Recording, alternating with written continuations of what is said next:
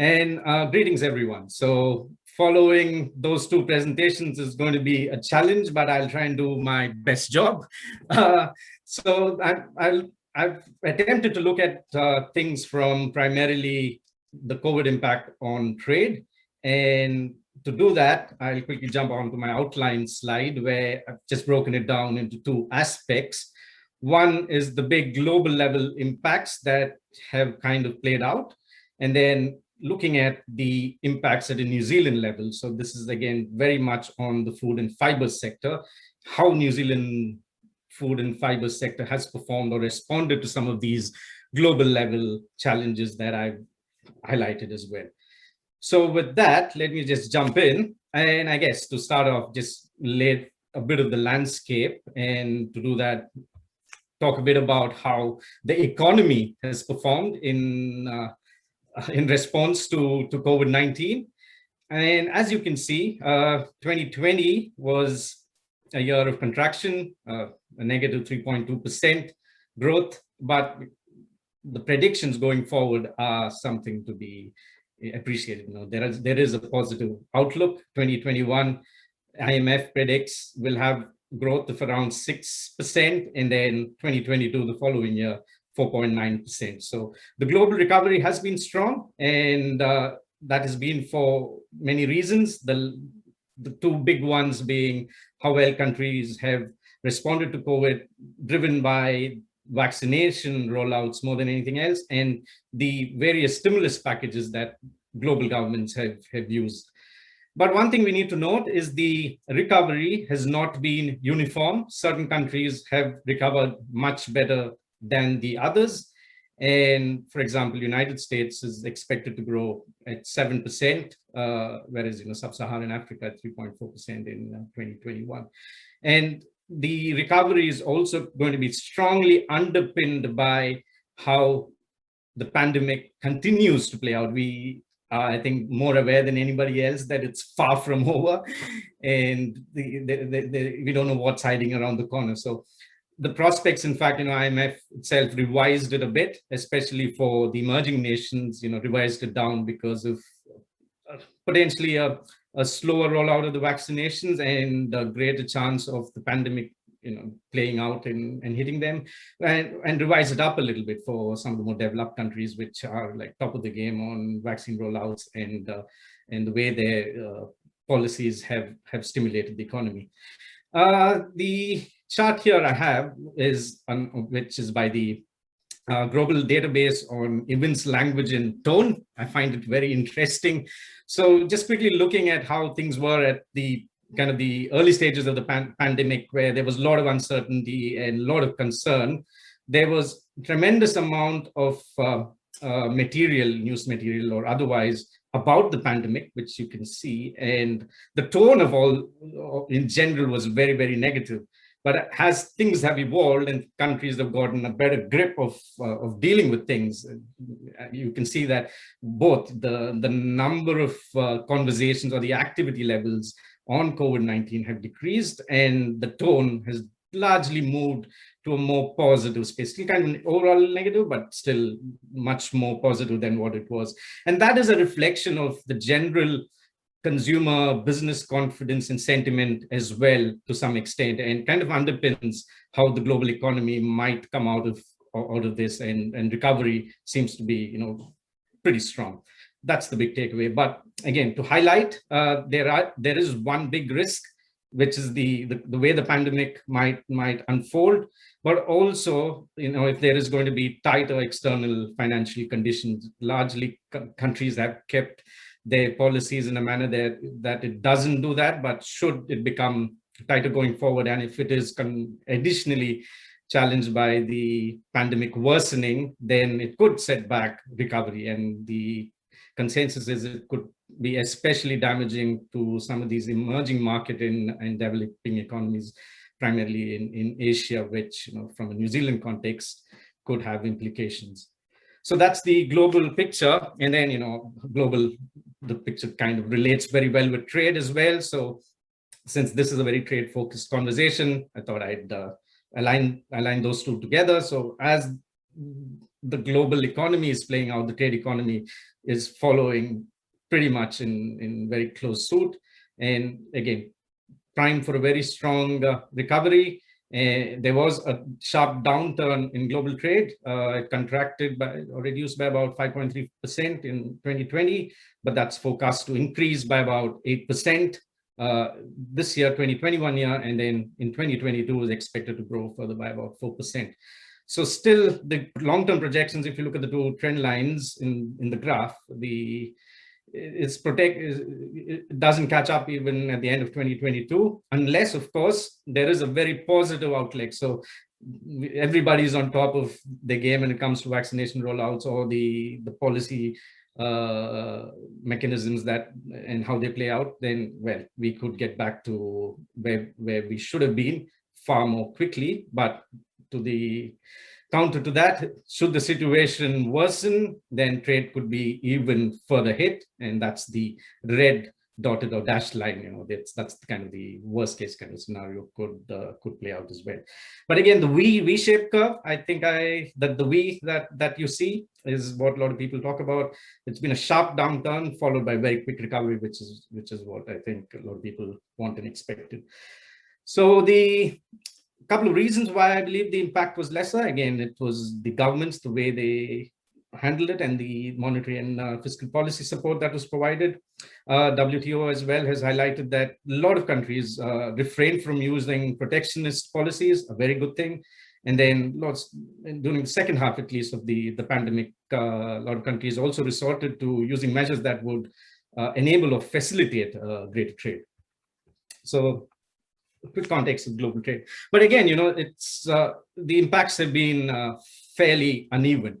Certain sectors have come out very well, and certain sectors, unfortunately, have struggled. And as you can see, the total merchandise trade over the 4 quarters last year went from -5, -21, -6, and then finally recovered at 2% in the 4th quarter of last year.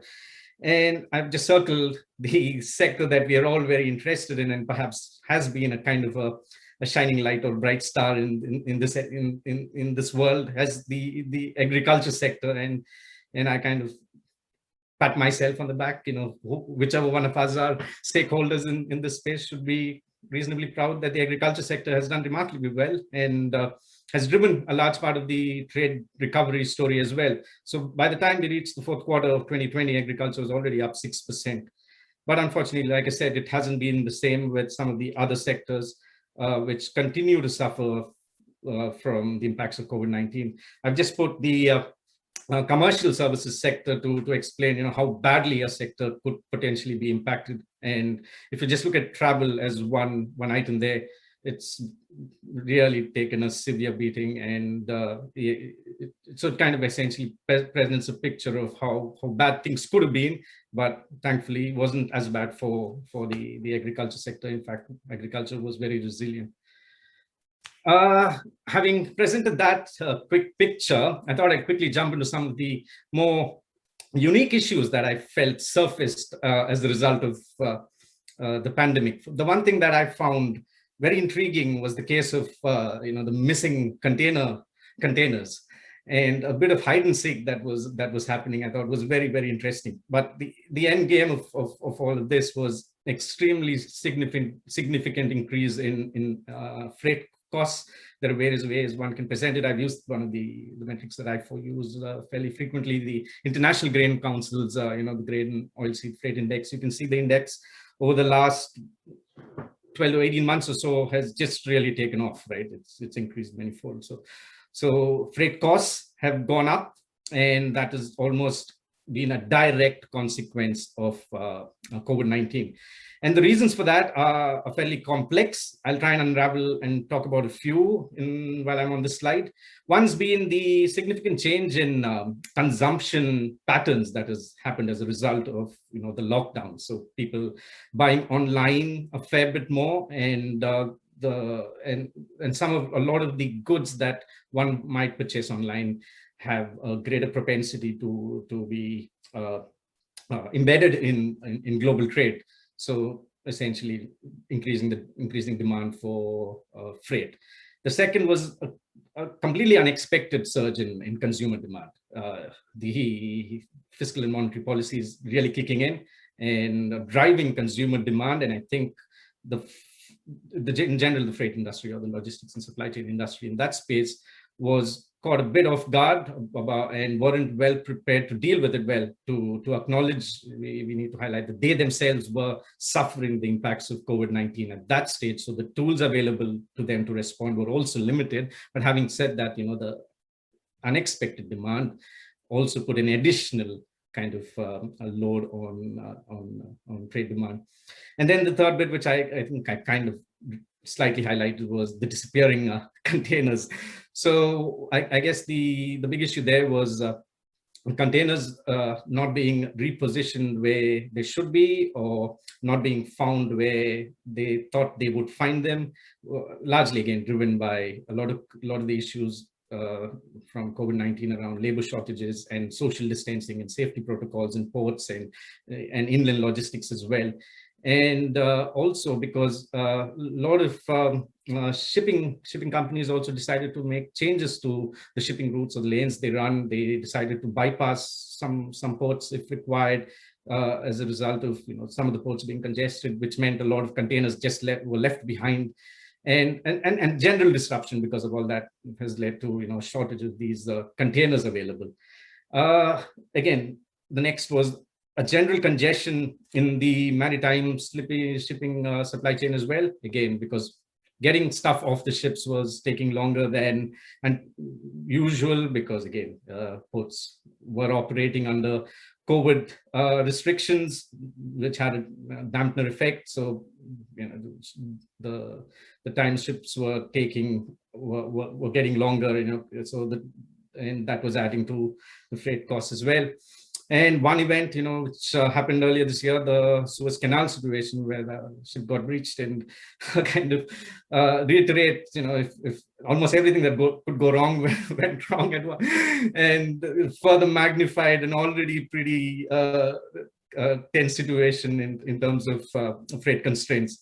So yeah, end result was freight costs have increased, and that is impacting food trade and supply chains a fair bit. But on the bright side, I think there has been a strong interest, and there's been a lot of conversation that this is being, at least now, very stringently monitored, especially North America and Europe for sure, by the authorities, to make sure that a lot of these freight companies are not using the situation to behave in a anti-competitive or in a predatory manner as well. So monitoring is happening to some degree. Next, so let's pull this back to see how this has impacted the food and fiber systems. So I think it's clear that the impact from both Val and Frank's presentation across the entire food system, right? It doesn't matter, or the value chain or supply chain. It doesn't, from farmer to right to the consumer, every aspect of it has been impacted in some manner or the other. It's largely a demand supply kind of hybrid shock, but more the demand side is kind of played out better, I guess. But the supply side, the constraints continue to remain, and the way the pandemic continues to unfold is going to have a significant impact on that side. But it's been largely better than what was anticipated. I think if we were to go back 18 months or 24 months at the very early stage of the pandemic, we wouldn't have possibly presented quite such a positive picture. It was far more negative at that point, but so we've done better than what most people, I think, at that point were predicting. And one more thing, again, with the food and fiber systems sector, or the agriculture sector at large, the effects have been fairly uneven. I think that unevenness kind of plays through at all levels. So certain sectors or certain products within sectors have performed much better than the others. For example, let's say if I were to look at the non-food commodities or the fibers, they took a significant beating, I guess, cut flowers and the likes took a big beating because they weren't an essential service. Whereas some of the more staples did fairly well. And the uncertainty that has played out, more than anything else, has impacted the prices a fair bit. If I can just go back to one of the points Nicholas Shadbolt made when in a presentation earlier today, these markets, especially the agriculture markets and the commodity markets, are very thin, and small changes in our supply demand imbalances can cause significant effects. And a part of that is what we're seeing here. The FAO food price index has almost reached a new high, not an all-time high, but almost there, right? You can see the 2021 graph in a red line, which is almost sitting as an outlier to the rest. It's really taken off the food price index, and some have performed far more remarkably than the others, or taken off far more than the others. Vegetable oils, for example, has really gone through the roof. And again, that indicates that small changes in supply demand imbalances can have significant effects, especially some policies that nations potentially put in place maybe in the early stages of the pandemic. Export restrictions is one that comes to my mind, and that did have some effect on why the food prices have gone up as much as they have. In terms of what measures governments have taken in a general front and on the trade front from the agriculture side of things, so this is at a global level.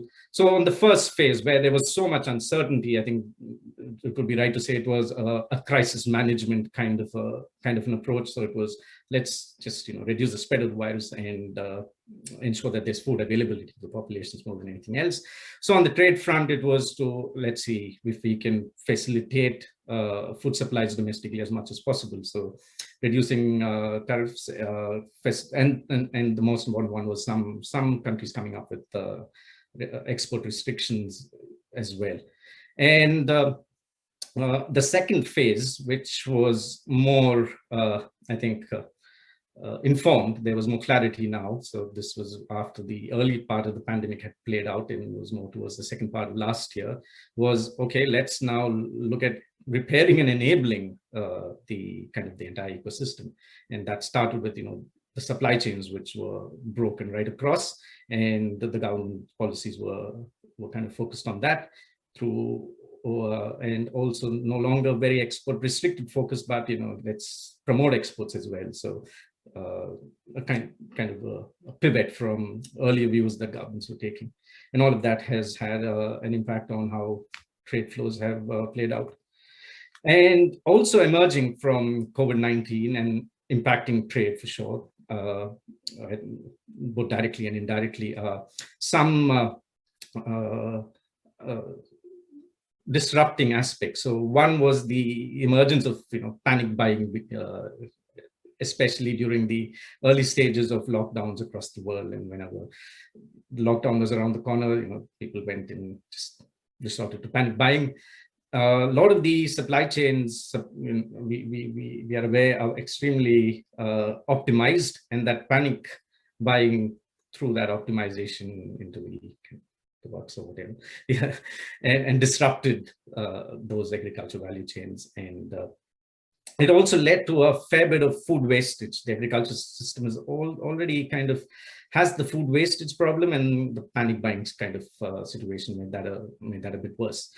The next was there were channel disruptions. So the big thing that impacted the food and fiber sector was the closure of food service as a channel. All restaurants went offline. They were largely not allowed to operate in the most stringent forms of lockdown.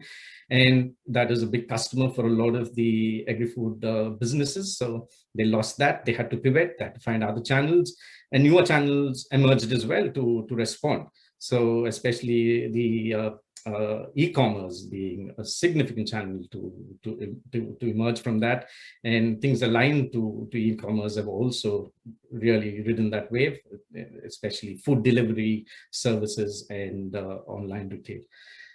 The other aspect, I think, which is already spoken a fair bit by Frank, is labor, and how that might have affected, and Val as well in her presentation, so I won't go down that route too much. But yeah, so that's there. and a change in consumer behavior as well.